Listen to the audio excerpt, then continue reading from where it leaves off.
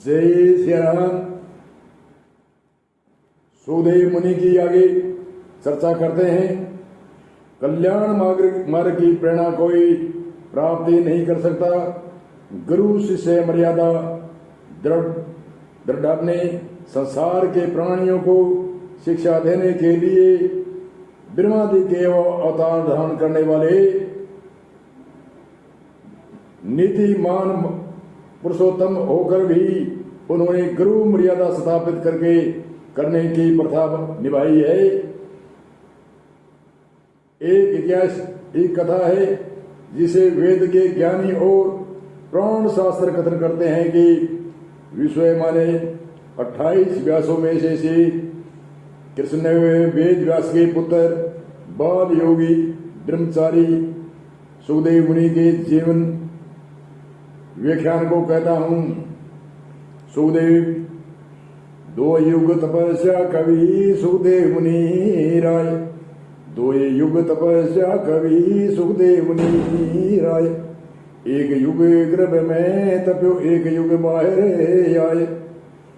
शास्त्रीय ज्योतिष युग गणना के अतिरिक्त लौकिक युग की परिभाषा में 12 वर्ष का मान्य युग कहा जाता है।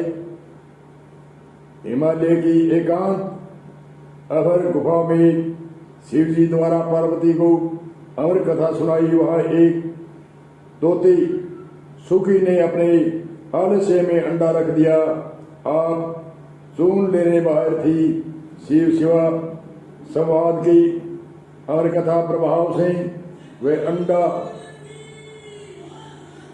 पकड़कर फूट पड़ा और सर्वे सिद्ध प्राप्त हो गया। पार्वती कथा श्रवण करते आलस्य व निद्रा ने लग गई।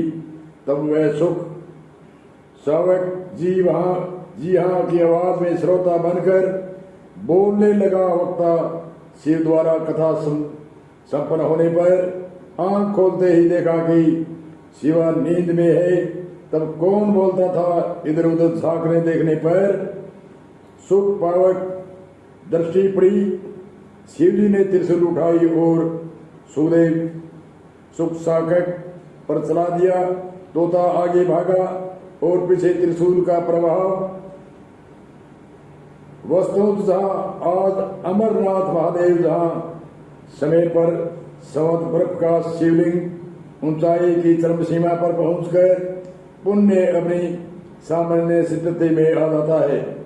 ये ठीक वही स्थान है जहाँ की शिव जी ने शिवा पार्वती को गोपनीय गुरु मंत्र साधना अमर कथा श्रवण कराई थी।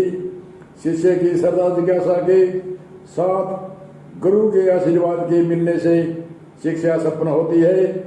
यहाँ श्रद्धा की मूर्ति शिवा निंद्रावश हो गई, किंतु तोता वगैर श्रद्धा के स्वभाव वश श्रवण करता रहा और कौतुकवश पार्वती का पात्र सदा कर रहा था। परंतु अग्नि पार्श और पुष्प जान अज्ञान में भी छूने पर प्रभावित करता है।